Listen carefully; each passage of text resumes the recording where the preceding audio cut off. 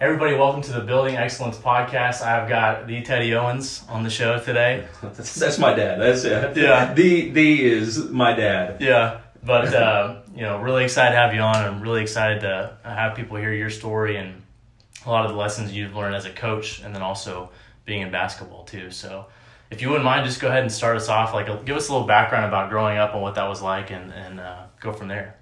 Yeah, Bailey. I've been so fortunate. Because of my dad. A lot of people they don't have a dad who kind of laid the groundwork for their passion or what they want to do, and they've got to go find that passion. I was lucky enough from day one, that I had a dad who loved basketball, loved his players, loved relationships, and so I was born right into it, and so. But my childhood was kind of like being a military kid a little bit. We just moved all the time. I was born at the tail end of my dad's career at Kansas, and so I was 3 when we moved to Tulsa. So born in Lawrence, moved to Tulsa, took the ORU job, was here for a few years. So then at 5, moved to Fresno, California. He coached semi-pro basketball there for the Fresno Flames for 1 year. So at 6, then moved again to Tel Aviv, Israel. And so from 6 to 7, lived in Israel. Moved back to Merced, California for a little bit. And then moved to Tulsa, where he was high school coach, basketball coach at Metro Christian. Mm-hmm. And so just when I thought like things were kind of slowing down, this was the end of his career, then he gets an AD job. In Florida at a school called St. Leo University. And so we moved there for high school. And so my whole life was just about moving, meeting new friends, new cultures, meeting new people, and just kind of adapting. Mm-hmm. But the one consistent in everything was basketball was always a part of it. And so when worst came to worst, I always had basketball to lean on, and so it's been part of my life ever since. Yeah, what was it like growing up as a coach's son? I loved it because I got to be around guys that I looked up to, and I was so young with a lot of those moves that I didn't build those relationships with some of my dad's players. Mm-hmm. But as I got a little bit older, when I got to I think Metro. I was in elementary school, and a few of his guys, I just thought it was the greatest thing in the world. And then you see those guys later on, you're like, these are just regular dudes who just really laid it out there on the line. Yeah. But it's when you're a kid, the way you look up to some of those guys. Yeah. You hope your players realize the importance they have and how they go about things because of the kids who look up to them. But I was fortunate to always be around it. Just go hang out in the gym, go up to Metro on the weekends, go ride my bike around school, go in the swimming pool. Yeah. To me, I couldn't have had a better life. That my parents just provided everything we needed. Yeah, absolutely. So how important was parents? Like having parents when you're moving around like that. It's obviously important to have stability in the home, and I know your dad was a super influential in your life, and I know your mom was as well, but what was that like to have parents that really loved you and cared for you? Yeah, something I probably haven't done is I probably haven't let my mom know how important she was in everything. Mm-hmm. Like my dad's my best friend in the world. Yeah. And we share that passion of basketball. But my mom was the one, when my dad was busy doing everything else, the one that was driving us everywhere. The one that was teaching us to do different stuff. Like I love music because of my mom. I love cooking because of my mom. Mm-hmm. My dad was basketball, and so he was busy most of the time. Mm-hmm. It wasn't until he got to Metro when things kind of slowed down a little bit, and I got to spend more time around him. But as a kid, you don't realize how important your parents are in shaping your life. And so my mom, a lot of my passions are because of my mom. So when we get done, I probably need to give her a call and tell her, hey, Mom, absolutely. As much as I love Dad and the influence he's had on me with basketball, she's kind of the rock of our family because she was always there. Absolutely, yeah. You have to be, especially moving around so much. Yeah. Yeah. So you said Metro, you kind of started to be able to watch some of the players and really look up to them. Yeah. So you started playing basketball as well. So Yeah. you were always playing basketball this whole time. How did sports play a part in your life, and what sports did you play, and what was that like? I've always played basketball. And I tried to do some different things. Like, I went to, when I was at Metro, you're at a smaller school, you're one of the better kids. I went to Jinx in middle school, and Jinx, now all of a sudden you got these huge classes, all these athletes. And so I didn't play football before, and I didn't really look at any kind of lack of success as I had to do more work at that age. I looked at it as I didn't play football, so I wasn't one of the dudes, at least the coach didn't see it that way. So I went out for football. And I realized pretty quickly, especially at Jinx, where they start at a young age, I was way behind. And so before I even really started, I quit pretty quickly. And so, that was, I would say that was the one lesson I wish my dad would have kind of held on to, was saying, listen, you started, you're gonna finish it. Let me struggle through that a little bit. But so I tried football, hated it. To me, football was me and my dad playing catch outside. Yeah. And I could run great routes when there was no defense on. I'm running a fly route every single time. But then when you go out there and you're playing football, especially at Jinx, is you got to know all these plays, all these different routes, all these blocking schemes. And so I learned pretty quickly football wasn't for me at that level. Yeah. I like some of the individual stuff. Like I like tennis. I like golf. But basketball, like how that all brought everybody together and seeing the success you can have as a team, when everybody sacrifices, when everybody's on the same page, like that was the deal to me. The pace of play, you're getting up and down. There's not stoppage all the time. I love that, and I loved the feeling of competition. Absolutely. It just that's just always fueled me. Yeah. So you're a Metro, and then your dad took the job in Florida. Did you move to Florida in high school? Moved to Florida in high school, so all 4 years of high school in Florida.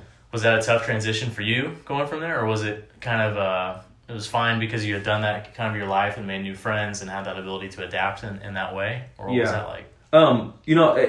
We've got some kids who, because I'm also a primary school PE teacher, and so you see new kids come in all the time, and the kids that adapt well are the kids that have outgoing personalities, and the kids are kind of introverts.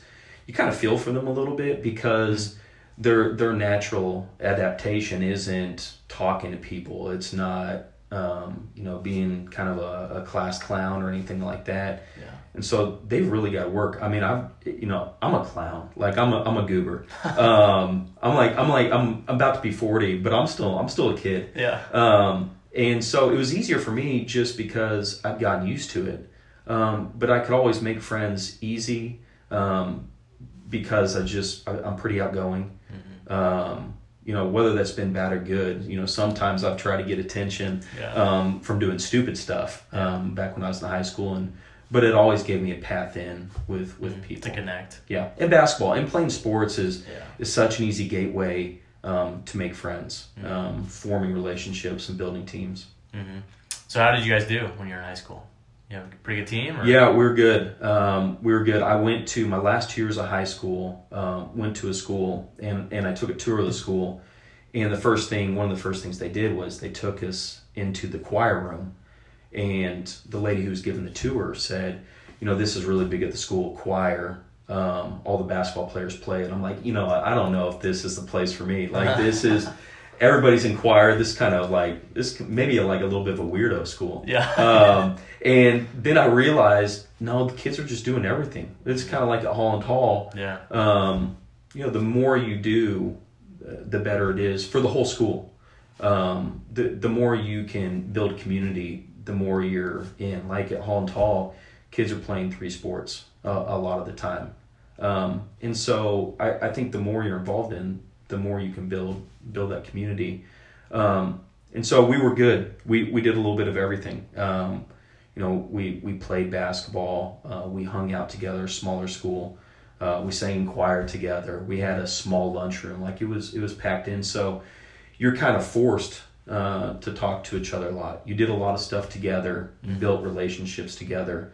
And we had a high school coach who was all about team. And there wasn't a whole lot of individualism. We ran the flex in high school, and that's all we ran. Like it wasn't run and gun. It wasn't get up and down. It wasn't isolation. We're setting screens. We're popping to the elbow. Like we're creating shots for each other. And so I think that hurt some of us individually, but that was okay because we got success from it. Like I think we could have done different stuff that maybe we would have had a chance of winning a few more games had we played a different style, because we were all pretty good athletes. But at the same time, Coach won us a lot of games because of our system, because of his structure. And so we just had to sacrifice. We just had to sacrifice a lot of individual goals for team success, which is so much greater in the long run. I mean, we remember so many more of those games than we do. You know, I hit 7 threes in a game. Like that's great, but like made it to the state tournament. Yeah, made it to the Final Four. Like that's the stuff you remember. Yeah, stuff that you teach your guys today too. So. Yeah, exactly. And it's hard. It's hard because certain guys you have to sacrifice. But man, the end goal of playing in the big house, shedding tears after the game because it meant so much. Like that's the stuff that sticks out. Yeah. So you're in high school in Florida, and then you went to Oklahoma State right out of high school. Is that right? Yeah, right after high school. How did you decide on Oklahoma State? Well, one, I was a very average high school student, and so my son doesn't know that. I'll tell him about that later on, like that I struggled. So like a lot of my friends were going to University of Florida or Florida State. And you had turned down offers from Duke and North Carolina. Yeah, that was I turned down a lot of those in my mind. Yeah, I never got any paperwork. There was no letters coming in or anything like that. But yeah, in my mind I turned those down. Yeah. As growing up as a kid, I wanted to play at one of two places. I wanted to play, and these are two like polar opposites. I wanted to play at Princeton, and I wanted to play at Georgetown. Really? And so, like guys like Allen Iverson, like I just like the creativity there, but also the Princeton offense, like seeing guys like overachieve was cool to me as well. Yeah. So, and neither one of those happened. Yeah. So, but I loved Oklahoma. I loved Oklahoma. I loved the people. I kind of like the slow down city life where it's just not going all the time. I mean, living in Florida, we loved our time there, but it wasn't people like driving by you and waving. It still eats at me today. Like if you let someone in, like if someone's coming in from a side street, and like you're trying to help someone out. Yeah. Like if someone doesn't wave. Yeah. And it doesn't have to be like thank you so much. Like just that little bit of gratitude. Just appreciating other people. You never saw that in Florida. Like people just they minded their business, they went about their life. But in Oklahoma, I mean, you get that all the time, and people look out for each other. So I think that's pretty special. So coming back home, that was home to me was Oklahoma State, and me trying to find out myself a little bit instead of being around my parents. That was important to me. Yeah, that's a good question for you. Do you feel like you kind of knew who you were growing up, or are you kind of constantly evolving? Because some people kind of know who they are and they're kind of building on that, and some people are learning about themselves over time. And college is a really foundation, like a fundamental time where you get to learn about yourself. Was that something for you, or what was that like? I mean, I knew I loved basketball. I knew I wanted basketball to be a part of my life, but everything else was just like entertaining, having a fun time. Being a jokester, and I didn't necessarily think of any of that stuff like parlaying that into something else. But I like to play basketball, I like to hang out with friends. And I think it kind of drives my wife crazy. Sometimes she wants me to like lock in on certain things, but I'm pretty easygoing. As long as there's basketball in my life, as long as I'm around family. As long as I'm around good people, like that's all I need. And that's been basketball for you, right? Yeah. I mean, family, friends, good people in the game. Yeah. So that's So I haven't really sought out other stuff. I haven't really thought about that much. It's just, I think my dad had a lot to do with that. He's just a country boy, who came up with very little, but and he'd tell you this, he didn't have a bunch of stuff, but he had everything he needed. I mean, just he had family. Yeah. He had Christ. He had competition in basketball. That's all he needed, and he was satisfied with that, and I'm pretty satisfied with that. Yeah. So I never sought out more than I really needed to. Mm-hmm. Yeah, that's awesome. So going to Oklahoma State, you got to be on staff. What year were you first there? First year was 2001 or 2002. Okay. And I was fortunate enough to be a manager at Oklahoma State for Coach Sutton, and the Graham brothers were there. So Joey and Stevie Graham kind of didn't grow up with them, but we all lived in Tampa, and so got to know the Graham brothers. And so kind of my way to Oklahoma State was the Graham brothers decided they were going to transfer from UCF, Central Florida, and they asked my dad, who we'd built a relationship with them, can you help us out? And so Joey, everybody wanted Joey. Florida wanted Joey. Duke wanted Joey. Kansas wanted Joey. Oklahoma wanted Joey. Oklahoma State. Everybody wanted Joey. But people weren't sure about Stevie. And so trying to get a package deal there of those guys going together was a little difficult. And so we go to Stillwater and check Stillwater out.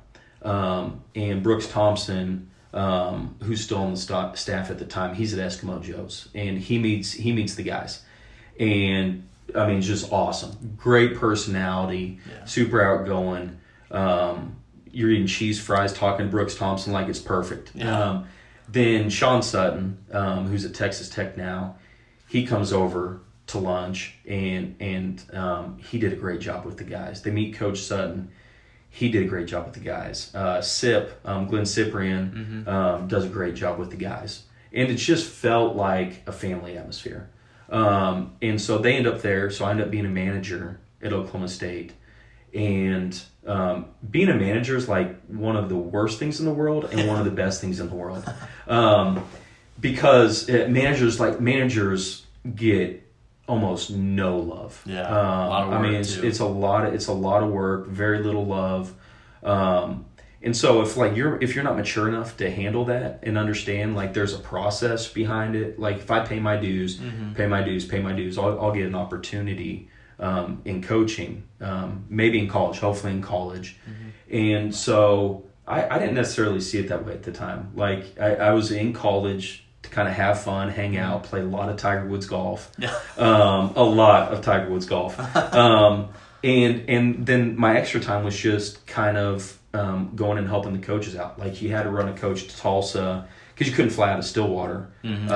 So you're running them to Tulsa, bringing the car back, going back and getting them, going and get Coach Sutton honey baked hams in Oklahoma City, and just going back and forth. And then a lot of filming, a lot of days on Saturday when you're doing 2-a-days, and there's no like iPads at the time. You got a handheld camera. Yeah, and you're trying to stay awake. Because like back then there's no restrictions on like practice time. So you might have a 3.5 hour practice. It might turn into 4, and just like nodding off a little bit. I mean, it was a struggle. Did you have any when you're in the film sessions? Did you ever have any coaches call you out like, What's going on here? I think they were smart enough not to have me film very much. Like, it seemed like the only time I was filming was on a Saturday. Yeah. The rest of the time, like, I'm running pads. I think my main job was Spencer Sutton is Sean's son, and about half the time I was in the auxiliary gym, like babysitting him. Yeah. And just like running around taking care of them. Yeah, we did a pretty good job because he's a pretty good coach now. He in his first year he goes to like the state championship and has a chance to win it. It's so you, cool. Right? Yeah, it's all me. It might have had a little to do with his pedigree. Yeah. And seeing guys like that, though, that like you were around when they were a little kid and then be successful, it's so awesome. Yeah. And seeing kids grow, like seeing kids struggle and mature, and that whole process of like figuring yourself out is really cool. And Spencer, I wish Coach Sutton would have been alive to see Spencer reach that level, because I know how much he meant to their family, and that's a tight knit, loyal group. Yeah, I mean, we could spend the whole time just talking about your time at Oklahoma State, but was there any stories or experiences that stand out to you that, if you had experience to share of being on staff, that you remember? I remember this was kind of a tough experience for me. Was we played in the Final Four against Georgia Tech, and the 3-point shot analytics had started going a little bit more, and so leaving a guy open in the corner or helping started to be a little bit bigger of a deal. Yeah. Like now, if you can't leave a guy in the corner. I mean, just nobody's leaving a shooter in the corner to help in. If they hit it too, they hit it too. And so we Joey Graham's guarding the guy in the corner, and we're playing Georgia Tech in the national semifinals in the Alamo Dome. And John Lucas is guarding the ball. I think the guard was Bynum for Georgia Tech. And Ivan McFarland was in a ball screen.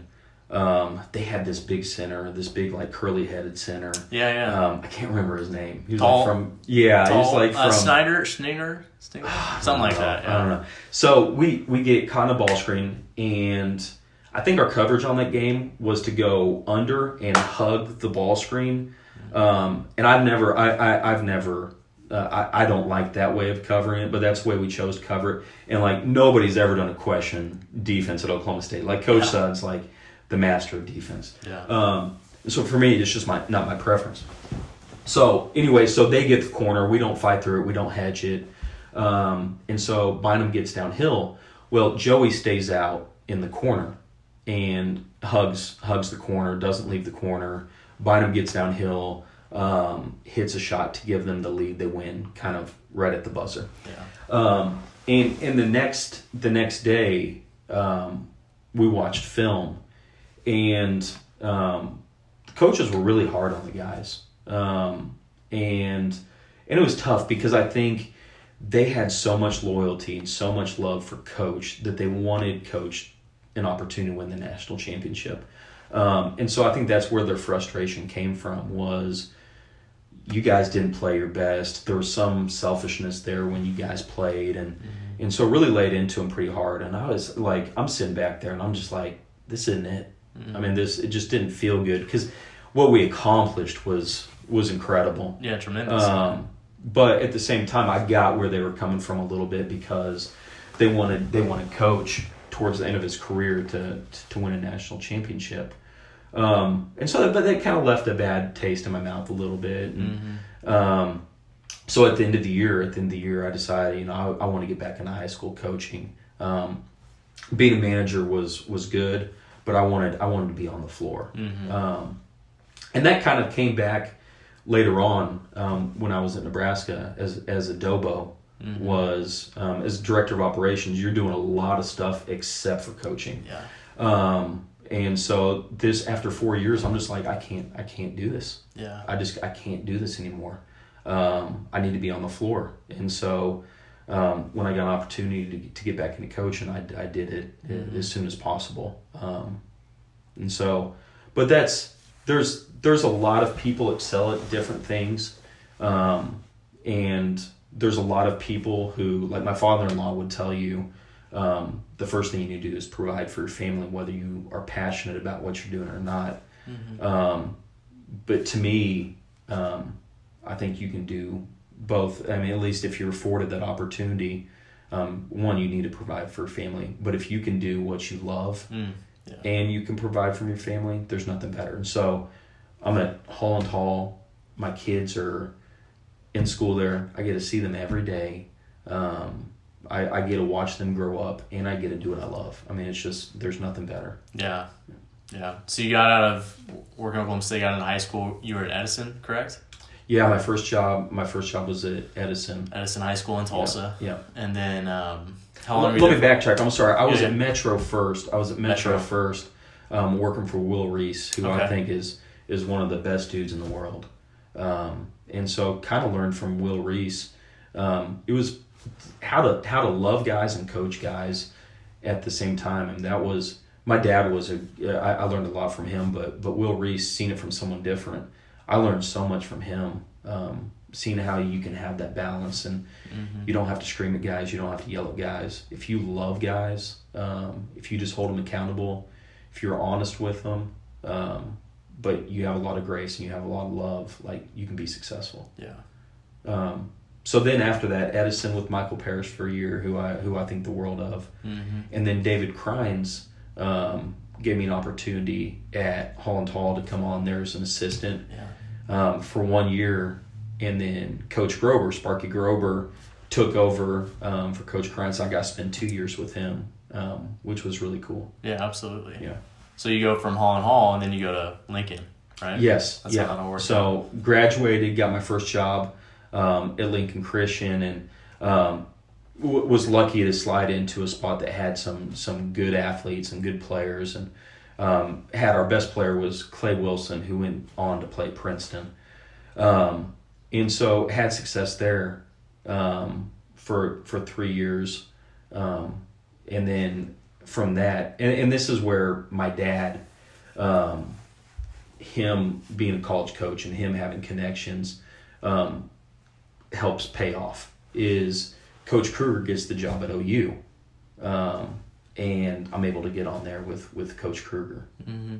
Did you want to get back into, I mean, you'd been in high school for a little while, and then Yeah. transitioning back into college, was that something you wanted to do, or how did that come about? Yeah, it's something I wanted to do. I wanted to challenge myself. I wanted to push myself. I wanted to continue to grow. At high school, you're gonna go through some roller coasters a little bit. You're gonna have a couple of years where you got a lot of talent, and then you might go through some years that there's no talent. You get what you get. And you get what you get. And so in college, you get to be the decision maker on, we're bringing these kids in, it's on us. Like, because we brought them in, now we get to coach them, and help them grow. Versus high school, where whatever's there, that's what you're rolling with. Yeah. So that's cool about high school, in that you have to adapt. You have to really coach. Yeah. Yeah, you got to change styles. I mean, when you got dudes, you can get up and down, you can play. Yeah. When you don't have the horses, you might have to do something a little different. Yeah, you gotta be more creative. Yeah, For sure. Yeah. Play styles you might not love, but winning styles. Yeah. And there's pros and cons to both, right? There is. Pros and cons to both. So you're at OU under Lon Kruger, which he's a great coach, and he recently retired. Yeah. So you're there for 2 years, right? 2 years. Worked under him. What are some things that you learned under him? I don't think I've been around a lot of coaches. I don't think there's a better man on this planet, not just in coaching. I don't think there's a better man on this planet than Coach Kruger. Anytime, like, we went to Iowa State, and different student sections do different stuff, and so their student section's right behind our bench. And there was a movie, it was like Finding Nemo or Dory or whatever, and there's this seagull scene where there's like a fish on like the boardwalk, and the seagulls are like, mine, and so they're doing lawn the whole game. And I'm like, how dare you be disrespectful to Coach Kruger? Like, I just couldn't fathom someone calling him Lon. Like, he's Coach Kruger to me, just like Coach Sutton's Coach Sutton.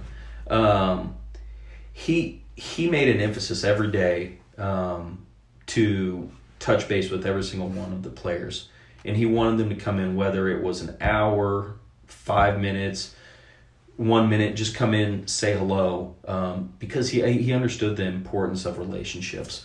And there's such big disparity in his age and the guys who are coaching. And so there might be a little disconnect there just because those guys are so much younger. You're coming in at 18 and he's whatever, he's old. Yeah. And so but the importance of just someone knowing I care about you. You're loved. I'm not going to yell at you. I'm going to love you over and over and over. Was so important to me. So I go from high school coaching, and to me, high school was we're going to have the same practice every single day. Like we're just going to go hard and go hard and go hard and go hard, and with no thought of how taxing am I being on their bodies. Like this is my first head job, and so I'm just thinking you go hard all the time. Like I'm like Eddie Sutton Jr., Tom Izzo Jr. Like we're just gonna go hard all the time, and seeing Coach, switch that up, and if a guy does something wrong, not put them on the line, was completely different to me. Like there was always a consequence for not giving your best effort. Yeah. And Coach worked with guys. He worked people through that. Like he was respectful. He thought talking to guys instead of yelling at guys was more important. Like if his tone changed that much, you knew he was ticked off. It didn't have to go from here to there. Yeah. Like you knew. It was almost like being a parent. Like if you let them know you're disappointed just a little bit, you don't have to yell them. But that disappointment, like it's you want to do better. Yeah. Yeah, it is. It is worse. Yeah. Because you want to do better for the person that you care about. Because he loves and cares for you. Yeah. So we had two guys. We had Buddy Hield and Isaiah Cousins. We're both freshmen, and Isaiah, we're down playing. We're playing Texas Tech, and Isaiah and Buddy are like always competing. There's who's the first person in the gym, who's the last person in the gym. Like they're rats. They're gym rats. Those dudes, they lived in the gym. And Isaiah's struggling. They have a guy named Gray who just keeps on picking Isaiah. And Isaiah doesn't jog back. I mean, he like barely jogs back on defense. Picks him again. Doesn't get back on defense. Picks him again. And me being a young coach, I'm thinking, get his butt out of the game. Chew him out. Yeah. He's not going to be above the team. Like his attitude's not going to be above the team. And Coach didn't do it. Coach played him. And then he dealt with it. He dealt with it later on. Like he wanted him to be able to play through it. He wanted him to learn on the go. Instead of just correcting it for him, pulling him out, putting someone else in, like he wanted him to grow through it. Yeah. And Isaiah Cousins ends up having an incredible career at OU and learns how to be a teammate. I think because of stuff like that. Like knowing Coach has got my back. I can make mistakes and I can learn from it. But he corrected in a different way. I mean, he loved on him and he let him know, hey, we're not going to do it like that, but I'm still going to ride with you. You're still my guy. Yeah, absolutely. So how did that affect you as a coach and your coaching style? I changed so much. I changed. That 1 year was the most transformative year of my life. Yeah. And you got to work and learn from some great coaches, both high school, college. Yeah, high level. Yeah, I've never been around a coach who didn't help me grow. But Coach Kruger, just as a person, how you deal with people, that changed me. And he ruined basketball for me a little bit in that there will never be a better person to work for. I loved working for him so much. I loved that he put an emphasis on family. He did something. After games, we would always have a team dinner together, and so all the coaching staff, all the families, and this was so important to me as a newly married. I've been married a few years, but had a 1-year-old son. Like him put an importance on making us feel like we were all a part of it. Didn't matter if you were a GA, a manager, a player, an assistant coach, head coach. Like you were all a part of it. Win or loss, we were going to have a team meal together afterwards in the practice gym. And just being able to sit back after a win or a loss and say there's something so much bigger than the end result. I mean, it changed me. And so, and that's not common either. That's not, no, it's not common. It's It's not not common. common, And so, I wish everybody had an opportunity to coach for a guy, work for a guy like Coach Kruger. And so when he retired, like, I cried and I cried. I mean, just like, because I was happy for him, because he gets to go be a grandpa. He gets to go be a dad. He gets to go be around Kevin, his son, who just got the job at UNLV. Mm-hmm. But I'm like, nobody has the opportunity now to work for the greatest man in the world, to me. Yeah. And I think we need more people like Coach Kruger. We need to elevate guys who do it right, who treat people right. Not the flashiest guy, not the guy who's got a heavy social media presence, not the guys who build themselves up. Guys who build other people up, like, those are the people we need, leading our country, leading other young men. And so I think we need to, like, put a microscope on those dudes and find out how can we help other people understand, like, those are the people we need to follow. Mm-hmm. It's not the glitz and the glamour. It's the people who love people. Like, that's how you do it. Yeah. So he changed me as a coach, and I still struggle with the emotions of the game. When guys aren't giving their best effort, that's still in competition, especially. That's a struggle for me. But I want to be more like Coach Kruger. Mm-hmm. I do. There's not a day that I don't that I want to be that guy. Yeah, absolutely. Especially after what you just told us. So yeah. So you're at OU, then you transition. You go to Nebraska for a little bit. Yep. You were there for 4 years. 4 years. What was that experience like? What did you learn from being in Nebraska? It was so different from being a GA. I got lucky. I'm going to backtrack just a little bit. Yeah, go ahead. So I worked basketball camp for Coach Self, Bill Self at KU, and I was trying to get on as GA there. And so at the end of camp, and this is another deal. Like, if it's not for my dad, I'm not having a conversation with Coach Self in his office. And so, like, I'm pampered in that way. I'm spoiled in that way. Yeah. Other people don't get that opportunity, but sure. But my deal has always been, he might be able to open a door for me, but now it's my job to prove that I belong. Absolutely. And don't take advantage of that. Yeah. Because the last thing is you want as a coach is you putting yourself out there for a kid and saying, hey, you've got to take this kid. Like, and then that kid not being at that level, not meeting those expectations of work, of great attitude, of great effort. And so I never wanted to do that to my dad. I never wanted to disappoint him. So, he might do me some favors. He might help me out, but then I'm going to go earn it. Yeah. And so I'm sitting there with Coach Self, and he said, okay, here's the deal. I just talked to Coach Kruger, and he's going to offer you a GA position if you want it. Here's what you could do here. You could be a GA here, but you're going to have to live in a dorm room with your family, and you're going to have to monitor our guys. And, like, the thought of being at KU, where my dad coached, the pinnacle of basketball, was awesome. But as a new dad, as a husband, like, I did not want to live in the dorm rooms. Yeah. And I'm not sure Coach Self didn't say that just as, like, to get me to turn it down either. Yeah. Like, make it so painful that, like, there's no way I'd accept it. And so that door opened. But in that meeting, he told me, kind of be where your feet are at. The job you have there's nothing more important than that job. And if you're just trying to elevate yourself to the next step, it's not going to work out. Like, be great where you're at. And so when I was at Oklahoma, I did a lot of the mail outs, created the mail outs. Like, people were sending a lot of mail outs back then. Like, you hadn't started texting people graphics, and social media wasn't as big back then. And so I did that. And then I also created booklets for the coaches when they went on the road.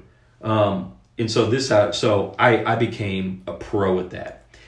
Coach Self told me, Billy Gillespie, he became a pro. He came to him and said, I want to get on coach. How do I do it? And he said, well, you've got to create a niche for yourself.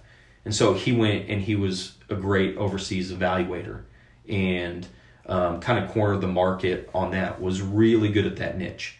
And so I said, what can I do? What can I do to have a niche? And so I was great with social media.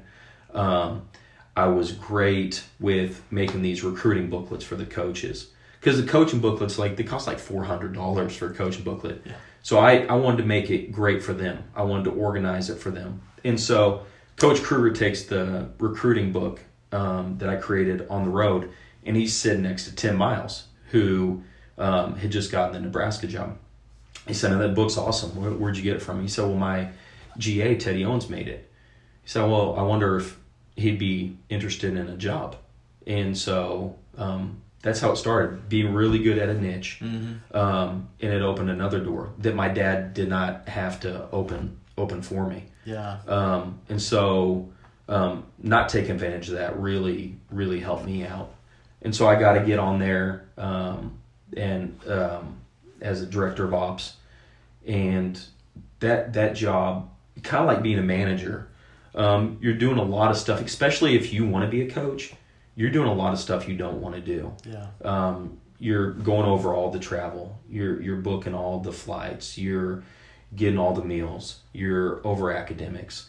You're meeting with administration on different issues. You're doing almost everything but coaching. And so I could go be down on the floor in practice, but I wasn't giving feedback. I wasn't coaching the guys. The only time I really felt good about it was when you're in the games, and you're on there on the bench, and the competitive nature comes out. Yeah.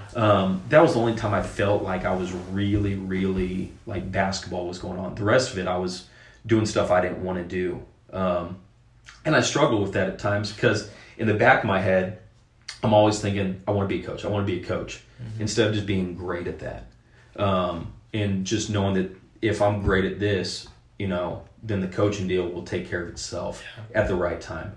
And through that, I didn't trust God enough to say, if I'm loyal, if I'm an ambassador of everything I'm given, and I'm a great ambassador, that you'll take care of me at the right time, at your time. Mm-hmm. And so my faith in God was on the back burner at that time. And finally, when I put it at the forefront, when I put my family at the forefront, I realized, okay, now's the right time to think about family. Now's the time to do something that's going to help all of us. And that was getting back into high school coaching and spending time with family.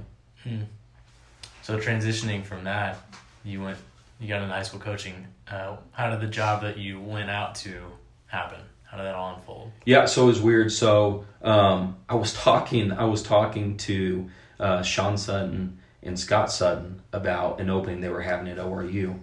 And during that whole process and talking to them, I also got a call from one of my friends in Florida who I went to high school with, who said, "Hey, I've got a head job." Or one of my buddies, his buddy, who was my buddy as well, he had an opening at his school. So my friend called and said, "Would you even be interested in high school coaching?" I said, "I don't know. Have our other friend call me and we can talk about it." Mm-hmm. And so we're talking about it, and what could have been a 15-minute conversation turned into about an hour and 30 conversation. And I just felt like, okay, this is the time. I need to go find out, is this the right job? Mm-hmm. And so I'm talking to the Suttons at the same time while they're at ORU, and call Sean Sutton and say, "Hey, I'm going out to Florida." He said, "Okay, that's a good deal." He said, I don't know if they're going to keep us at ORU. Let me know how it goes." So I go to Florida, love it. It's kind of a young school in its infancy, beautiful campus. Mm-hmm. There's going to be a good emphasis on athletics, and it's a place that I thought my family would love. I mean, you're in paradise. Mm-hmm. Oh yeah, a little different than Lincoln, Nebraska. Weather. Yeah. And so I go. I have the interview. Love it. And then I check on Twitter that night, and the Suttons had gotten fired at ORU, who was tough because I think they're just Scott and Sean and their staff that they have there. Too. I think they're incredible people. Yeah, those great staff. So that kind of, it was weird. It kind of closed the door for me, and I felt so good about Florida that I told my wife, hey, I think this is going to be great for us. And it was great from a basketball perspective, but my wife being away from her family, the commutes, like she was having to commute like an hour to work, an hour to pick up the boys, an hour to go home. Yeah. And she was on the road all the time, and it was miserable for her. And so while I was happy with basketball, while I was happy with now being able to spend more time with the boys at the high school we're at, she was not in a good place. And so we struggled. We struggled with that. And it was difficult. Like the only times we were like really happy as a married couple was when we were at Disney or we were at SeaWorld. Yeah. When we're at the beach. Like we lived for the weekends. Yeah. At least she did. But I knew like if something came available, like we had to get closer to home. Get back home. Yeah. And this is the way God works. He opens up, the Holland Hall job opens up, and I have Sparky Grober, Coach Grober, who I worked for before, called me and said, hey, it's open. Are you interested? I'm like, yes. I get to go be around my dad, my mom, my sister, my wife's parents, her brother and sister. Like this is a homecoming for us. Mm-hmm. And I get to be at Holland Hall, which I love Steve Hildebrand, our AD. I love Phil Muir, our strength and conditioning coach. Like I don't like Phil Muir, Coach Kruger, Phil Muir. Like those are like similar guys. Yeah. I mean, just incredible people. Tag Gross, the Spencers who have been there for a long time. Mm-hmm. Brian Underwood, who I got to kind of work for a little bit. Yeah. I just get to be around great people who I believe in a school that I believe in, and around family, and my boys get to be there. Like this is as good as it gets. Mm-hmm. And so Steve Hildebrand tells me, hey, I was in development in raising money at Carrollwood Day School, and I didn't love it. I didn't love that. But he said, hey, just so you know, and I don't want you to think like this is the opening we have, primary school PE. I'm like, yes, absolutely. That's a change from development. Yeah, I mean, so you're dealing with adults and you're asking people for money and raising money, and now I get to be around like the happiest human beings on the planet. I get to be around kindergartners, first graders, second graders, third graders. Like they come to school every day happy. Mm-hmm. Like this is the greatest deal in the world. Yeah, as long as it's not before lunchtime, right? Yes, and then they're just grouchy and I'm grouchy. Yeah. But it couldn't have worked out any better. Mm-hmm. I'm like, this is God. Like this is how He works. It might not be on your time, but at the right time, it's your prayers are answered. Yeah, absolutely. And going back to what you said about coming out of Nebraska, taking care of your family, making the decision to leave Florida and come to Oklahoma for the betterment of your family, and then just how God kind of aligns all that. Yeah, is pretty cool. Yeah. Not only that, but you also have had a lot of great success in the last few years, all in all. So that's also important too. And I want to touch on that, but we've talked a little bit about kind of your story and what's gone on. It's interesting as you look back. You being in college, I think a lot of people really look at that and like, oh my gosh, that's amazing. And it is amazing. Yeah. But when you're in it, sometimes it's not so much about being at such a high level of basketball. It's not so much about playing in front of 30,000 people every night. It's more about what you talked about, the relationships, the people that you're around on a daily basis, and the environment that you're in plays such a factor, because you can get to experience all that, but if you don't have those things in place, it's going to feel not good. It's going to be rough on you, your family, mentally, and so it's really cool to hear those experiences and having the faith to take a step and get into something that is for the betterment of your family and for yourself individually. So I think that's pretty cool. But also, let's get into coaching. You've been around some great guys. Obviously, Coach Sutton, your dad, these high school coaches, Coach Kruger, Coach Miles. What do you think is most important as a coach? It's kind of like people make a joke about it now, about the whole culture deal. Like a coach gets a new job and they talk about two things. Hey, we're going to play fast. Yeah. No matter if they're going to play fast or not, and we're going to have a great culture. I don't think there's anything more important than having a great culture. And I think that starts with relationships. I think the toughest thing is the kids who don't perform at the level that you have expectations for. If you've got a kid who has talent, who doesn't go hard every day, those relationships are hard. Because deep down inside, listen, we're not perfect like Christ. We can't just turn that deal off and say, I'm going to treat this guy right every day. Yeah. I'm going to be nice. I'm going to be kind. That's a battle. That's a battle. Guys who don't perform with great attitude, with great effort, those are people who are tough to build relationships with. Mm-hmm. And so I think it's so important that you have a foundation internally, that it's not about you. It's not about your feelings.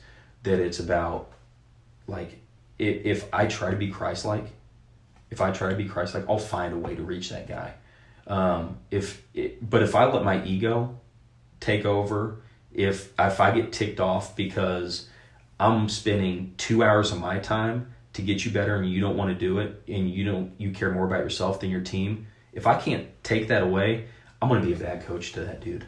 I'm going to get upset with him. I'm going to stop talking to him. I'm not going to develop a relationship. So I think that's the biggest challenge as a coach is being your best every day. Mm-hmm. And being good for those guys and being right for those guys and putting your ego aside and just loving. And there needs to be accountability too. Sure, absolutely. I don't want it to seem like we just have to give unlimited grace, even though that's what we get. We get, but we do get corrected. Yeah. We do get corrected. The discipline, there should be discipline involved. And so, but building those relationships and being consistent every day, being on time, letting those guys know that you're going to bring it every day. I think that's the most important, but it's an everyday deal. You can't have many off days. You really can't have any off days, because once you do, the guys are going to see that, and they're just, and if you do have an off day, you got to be honest with them. I did that more this year in just telling the guys, this COVID deal has killed me. I'm frustrated because I can't spend time with my dad. I'm frustrated because games are being canceled. I'm frustrated because we can't put stretches of practice together. I'm feeling that, and if I'm going through a little energy zap or my mind's somewhere else, I've got to have enough respect for the guys that I tell them, listen, guys, I need you guys to help me out because I'm struggling right now. And I think that honesty, that goes a long way. Some kids take it and they see it as weakness. I don't see it like that. I think there's some coaches who say, I can't be friends with guys. And there's a balance there. Sure. But I think you can love on your guys a lot.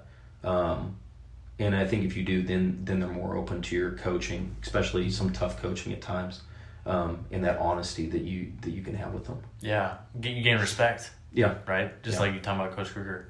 Yeah. So how do you do that in the moment? Like when you're involved in practice, you got a guy he's not giving 100%, and he's just kind of lagging. How do you go about that tactfully, where you want to push him to get better because you got to discipline him, get on him, right? But at the same time, have a little bit of grace and understanding. What's your mindset towards all that and how you do that in the moment? Yeah, I'm not good at it unless I have Christ at the center of it. Honestly, I need to start every morning with a devotional. I've got 3 other coaches who we do a morning devotional every single day. And that centers me. Because my wife's going to come in the morning, and she's going to say, you left stuff in the car, or you didn't do this last night. And so my morning's got to start with, okay, get your mind right. When she comes and get on you a little bit, like, have the right response. And then I'm better when my day's filled with little moments of that, reminders that I've got to talk to guys the right way. That my voice should be used to encourage, to build instead of tear down. This year, the 2 years previously, we all said the Lord's Prayer when you were with us. And I want to personalize it more this year. I wanted to pray for them vocally and over them. And if there's something that need to be said, I wanted to say that before. And every game, I made sure they knew that my weakness was I want to build them up. And I don't want to tear them down. To Lord, watch over me, control my tongue, control my temper. And I fail in that all the time. But it's helped me. I've grown from it. And something that I think COVID's taught a lot of us is we just don't know what's going to happen anymore, and don't take it for granted. I mean, we're traveling on the bus. We're traveling on the bus to Oklahoma City to go play in the state tournament, and we get the call, turn the bus around. Yeah, halfway down there. Yeah, it's being canceled. And so I went back and saw it as every opportunity we have now, like, you don't know when you're going to have that again. So let's do it right. I mean, let's love the guys. And so it helped me grow and see the importance of the relationships in the game. Absolutely. So what do you think, what makes a great teammate? In your opinion? Humility. I think the first thing is humility. It's not about me. It's about the team. Not a love of correction, because nobody loves to be corrected. I mean, nobody wants for me to raise my voice and yell at them during practice. Nobody wants to be called out in front of their peers. But having the openness to say, I'm going to push myself and I'm going to fail at some things, but I'm going to grow from it. And having that openness in having one of your teammates say, hey, we can give more. One of your coaches saying, hey, you can do better at this. And other people hearing it. Like, I think humility is a huge thing. It might be the biggest thing. And just saying that the team is bigger than me.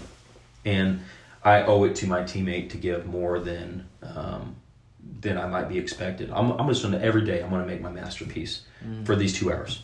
I'm gonna give it all. Like, when coach isn't looking and we're doing zigzag on defense, like, I'm gonna push myself. When he turns back around, like, I'm gonna be going just as hard as I was when he wasn't looking. I think that just that self-awareness of I owe it to other people. I think that's what makes a great teammate. Absolutely. Yeah, it's being excellent. How do you deal as a leader? You're around these guys every single day in the season, and you're dealing with freshmen through senior high school kids, in their teens. And they're all different. Right. Some of the kids want to be there. Some may not want to be there as much as other kids. Yeah. Some kids might have something on their mind outside of basketball. Some might be focused strictly on basketball. How do you deal with the different personalities and the different kind of focus levels that each kid has, and how do you go about that as a coach and as a leader to kind of get the best out of each one of those kids? And that's the challenge is finding what makes someone tick, because you're going to have 3 kids who want to play college basketball. You're going to have 10 who want to compete but aren't going to play beyond high school. You're going to have 5 who are just there because their buddies are doing it. And so finding what makes each one of those guys tick and give their best, that's a huge challenge. When I was in college, I started taking some sociology classes, political science, psychology stuff, and and understanding like what makes a person go. And then for my master's, humanities, like understanding people. You know, you understand there's so much more to production than just effort. You know, it's the attitude. How do you correct that? Especially when they're going through stuff, and high school kids are going through stuff. Whether you think it's a big deal or not, like they're going through all kinds of stuff you just don't know. Yeah. Whether it's the clothes that they wear, whether it's the social media presence, whether it's I've got to look cool when I say something or do something. There's all these outside pulls that 20 years ago we didn't have to deal with. Yeah. And now they're being pulled in all these different directions. And that's tough to balance. So I think it goes back to just letting them know you're going to be there for them. My biggest challenge is if we've got 20 guys in the gym, is not just spending all my time with the 7 or 8 guys who are going to play the most, and the other guys are kind of neglected. And that's why you hire guys who are good people, who are going to do a good job. Because I can't spend time with everybody, 20 individual guys. You know, the truth is my job is to win games. And you do it the right way through winning those games. But if I'm a great person and we're losing every year, I'm still getting fired. Yeah. I'm still getting fired. And that's the reality of sports, athletics. So it doesn't matter how good of a person I am if we're not winning games. Not winning. So that's an emphasis, and that's a struggle because you get locked in on that a lot of times. We gotta win, and sometimes your practice is you got scout team. It sucks to be on scout team. Yeah. But so you got to get those kids to understand you've got a chance to win a state championship. It might not be through playing time, but you might win us a state championship because the way you practiced. The way you prepared like you were the other team, how hard you went. It might not pay off in minutes. You got to hope it does, but you're just as important as those 7 guys, those 8 guys that play, whether you realize it or not. Those guys are the guys that get the glory of it. Yeah.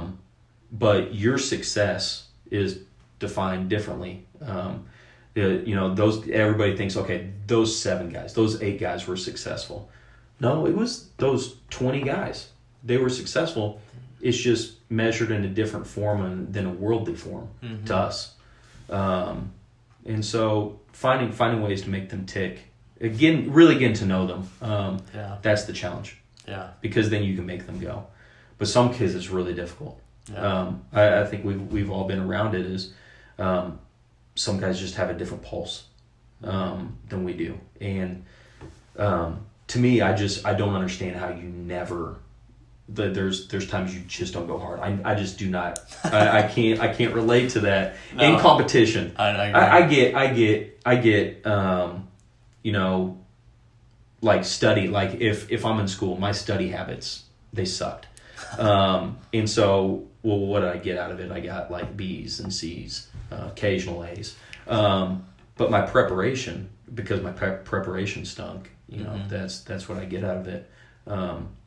And so some guys are just gamers, but most guys have to work up to that. You might have a few gamers, but most of those guys have to prepare in practice for the game. But the guys who don't bring it every day, I struggle. I struggle, and that's my biggest challenge is finding a way to get those guys to go. Yeah, and that's the challenge. Yeah. So, being a coach, I mean, the wins and losses are important for you having a job, right? And one thing that I've learned through athletics is it's really tough. Like I was playing, I didn't tell you this, but I was playing pickup basketball for the first time in a long time, and it was not good. But it's interesting. I kind of flash back to playing sports a little bit more so where I didn't play well. I was frustrated with myself. And I kind of had this negative like mindset afterwards. Like, and I kind of brought it home with me. Like, oh, yeah, terrible. I didn't shoot the ball well.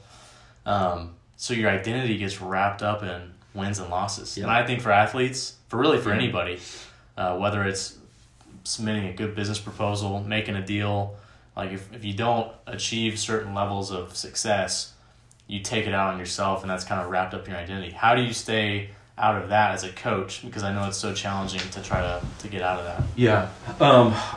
Gosh, I mean, like our whole society now is that. Yeah. It's how high of a level can I achieve? I struggle with that going from college to high school. Was people ask me, well, how'd you get back into high school? And you kind of felt a little bit like a failure. Like, Yeah. you're right there in college. Like, why would you take a step back? Yeah. And so my success was measured differently. My success was being good for my family. And that's something I lost track of for a year or two. I thought about myself, thought about my career.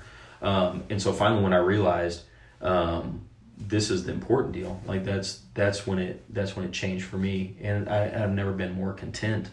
So I think you have to prioritize things. And I think having a faith has helped me because it's bigger than myself. Like my identity can't be wrapped up in just winning games. Now, if I'd be lying to you if I told you, like, I want to win games. Sure, yeah. I want to win games, Yeah.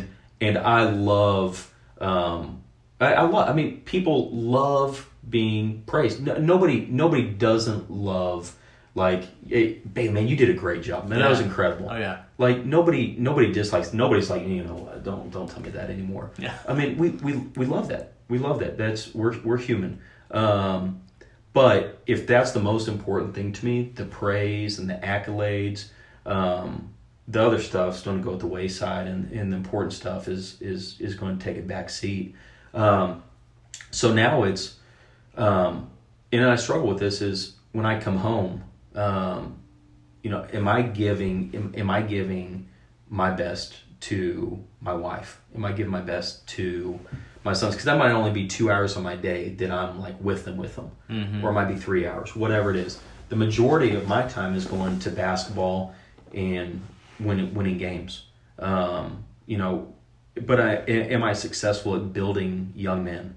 And we don't know that till later on down the road with some of our guys. Like, when we see Kyle Hook, when we see Garrett Eaton, Nick Fox, Brock Davis, Mason Lee, those guys who graduated. We see Mark Goolsby, Elliot Andrews. See who they are in 10 years and see if they took some of the stuff that you try to help them through. Are they good dads? Are they good husbands? That's the most important thing. Where they end up in business, that's great. That's great. I mean, that's important too. Do they love people? Did you help them along there? I mean, but my success is measured differently than it used to be. I mean, I used to be really wrapped up, especially in Nebraska. My first year there, we go to the NCAA tournament, and like we're walking around like we are the deal. We're the deal. Yeah. This is a basketball school now. It's no longer a football school. Like it is, we are the deal in Lincoln, and that got to our heads. And so I spent more time thinking I'm the director of ops. Like I'm not the head coach or something. Like I'm walking around town like I'm some celebrity. Yeah. And in Lincoln, there's like sports. That's all there is to do. So everybody's like, you feel good. Know who you are. Yeah. Yeah. But I'm a crappy husband. I'm a crappy dad. Like I'm up at the office way too late at night. I'm not spending quality time with him. That's not successful. Mm-hmm. Not what matters. Like I'm going to church on Sunday. I'm thinking about basketball and how awesome we are instead of like, am I listening to the word? Am I praising?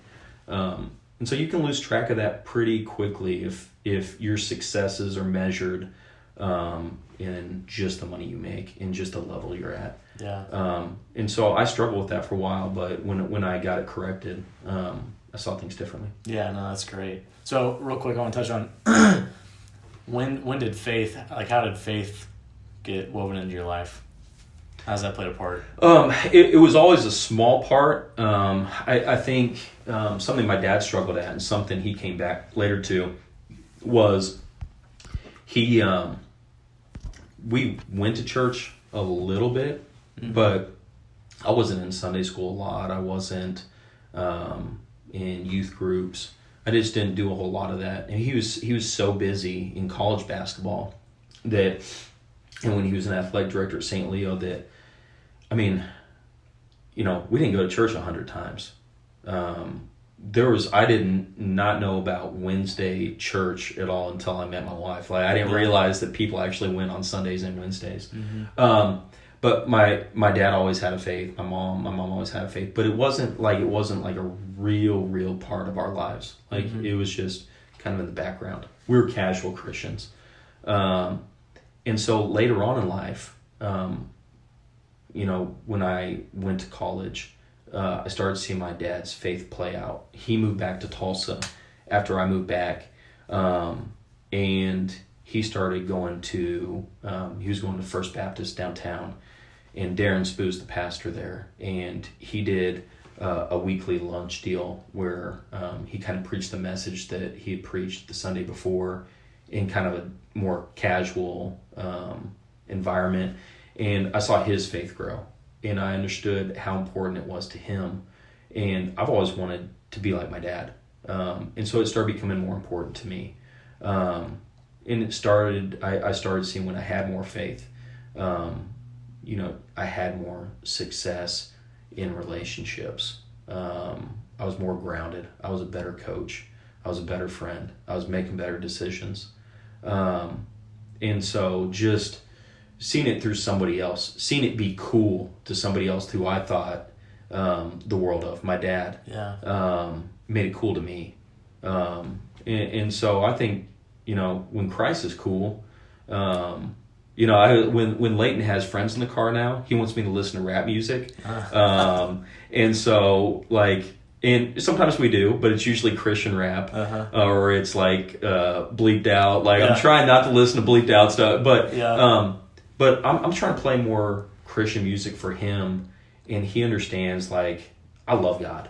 That's cool. It's cool to love God. It's not something people should make fun of. When I saw that play out in my dad's life, that's when it started becoming more important to me. Yeah, that's awesome. Real quickly, I just want to touch on how is, you know, you met your wife in college. How has Ashley made you a better person? We were.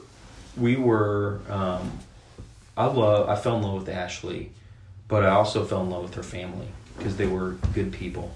And I knew I wanted to be married to her because I also knew how she was brought up. She was brought up in the church. And I knew how important that was to her. Her treating me the same after win or loss is so important. And sometimes it's a loss and she wants to talk about it, and she's like, well, why didn't you play that guy, or why didn't... And my first instinct is, listen, I'm the coach. You're not the coach. You don't understand at all. But sometimes we need to hear that. We need to hear honesty. And when it's, you know, sometimes people fight it because it's from your spouse who you think should just love you all the time. And but that's the person who cares most about you. Yeah, absolutely. And so hearing some of that stuff, again, if I drop my ego, it's really good for me. So she keeps me grounded. And which is good, which I need is I need my ego in check. And I need to know, hey, I can do better. And so sometimes it's tough love coming from her, but because she means so much to me, it's the most important love. Yeah, absolutely. One thing I think is so cool, getting to be around you for the last couple of years coaching, is seeing the relationship you and your dad, and you talk about that quite a bit. What does it mean for you to be a good dad to your two kids? Oh, there's nothing more important that I can do as a dad than display Christ-like attitudes and efforts. And having my two boys, like, there's no greater compliment than when someone comes up to me and says, your boys are so sweet, or your boy did this for my kid today. There's just, because you know you're a part of that. Like, my legacy is wrapped up in them, in how they treat other people. And that's tough at times, especially when your kids are at school, because now I've got to focus on them. Like, I'm not away. Like some kids are naughty and they can get away with it. If your kids do something wrong, like, I'm hearing about it and I'm correcting it that day. So they don't get as free as pass as some kids do. So that's a challenge for me, is just there's sometimes I've got to just say, buddy, I know you made a mistake. Here's how we're going to correct it, instead of just blasting them. But sometimes give them a free pass, give them a little leniency. But I love it. I love it. Yeah. I love seeing my boys around our guys. Yeah. Seeing them in the gym, seeing them like that childlike communication between a senior in high school and a fourth grader. Yeah. Our guys dropping their guard and taking our boys in. I mean, it melts my heart. There's nothing better than being a coach's kid, because you get to be around.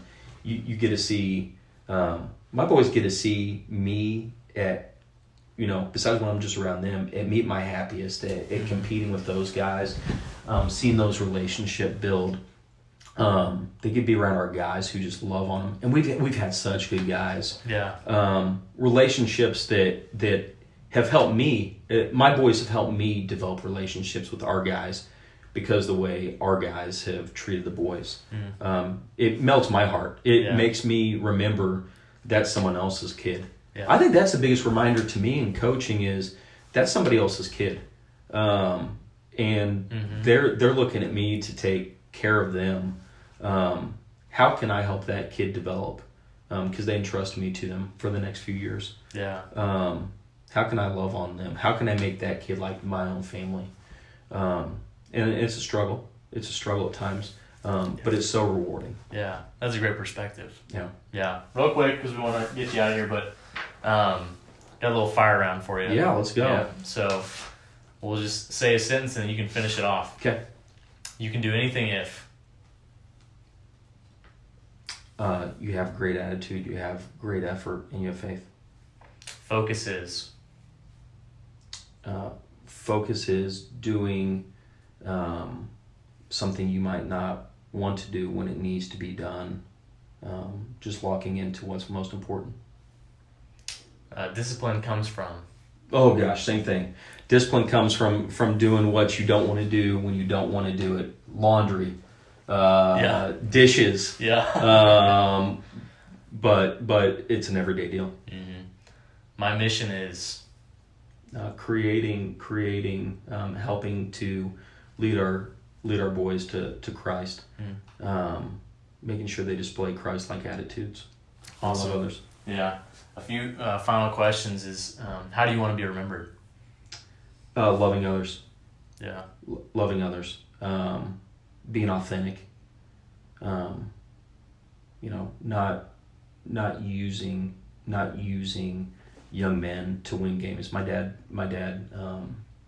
said this once. Not using young men to win games, but using the game to win young men.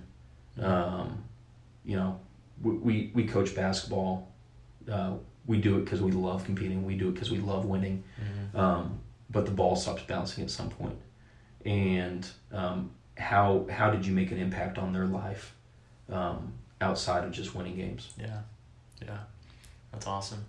Have you have a piece of advice that has stuck with you that is the best piece of advice you've ever received? Yeah, Coach Lou Hill was with us as an assistant coach at OU, and Lou took me in, took our other GA in, and just made us feel like we were part of his family. And he just passed away this year, just pretty suddenly. And there's not a day that's gone by that I don't wish I would have called him more and told him how much his advice helped me. He told me that you cannot give your kids the lion's share of your time in this profession. It can't happen. Your hours are going to go to preparing your teams, but you can give them. You can be the lion for them when you're at home. Be wrapped up in looking over them. Be wrapped up in spending time with them. Put your phone down and be with them, because before I know it, Layton's gonna 8 years from now. Layton's gonna be in 8 years is like that. Yeah. Is gonna be out of our home, and he's going to be making his own life. Every day I should be fully engrossed in being his dad and being a good role model for him.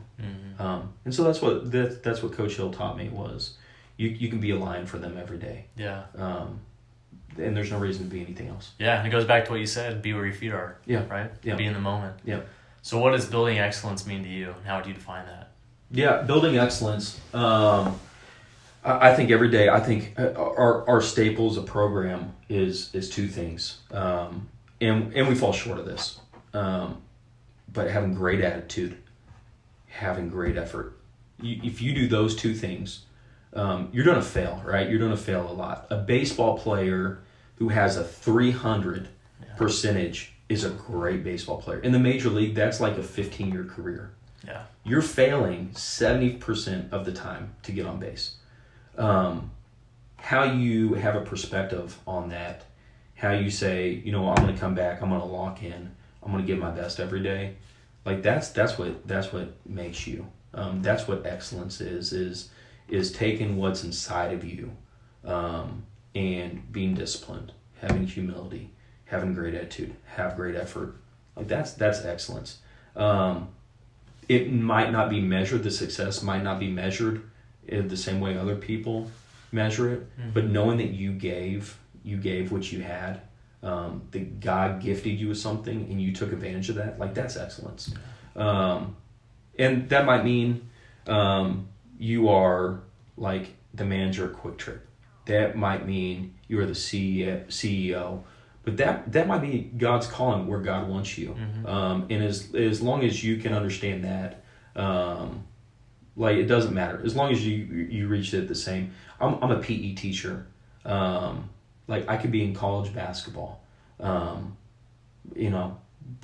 I'm at where God wants me to be. Mm-hmm. And I've got to knock it out of the park for those kids, for my family. And so every day, man, it's a blessing. Yeah, no, that's great. No, Teddy, thanks so much for being on the show. It's really cool for me because I got to work with you. So everything that you just said, I got to watch and be a part of. So it's real. It's not just talk. So I just want to thank you for being on the show, for sharing all that insight, and for also just being a good husband, good father, but also being a good coach and impacting people, not just your players, but your assistants, the people around you, wherever you're at. They're impacted by you. So thanks for being on the show. Well, you embody exactly what we want from a young man who I was telling you earlier. We had someone who worked at our school was talking about someone who impacted their kid's life, and unprovoked, without me even saying your name, your name was brought up. I mean that's so you've done it the right way. Yeah. You've done it the right way, and you'll be successful because of it. Yeah. Well, I talked to her before, so I made sure she's that. Anyway, thanks for being on the show. Appreciate it, brother. So awesome. Yeah.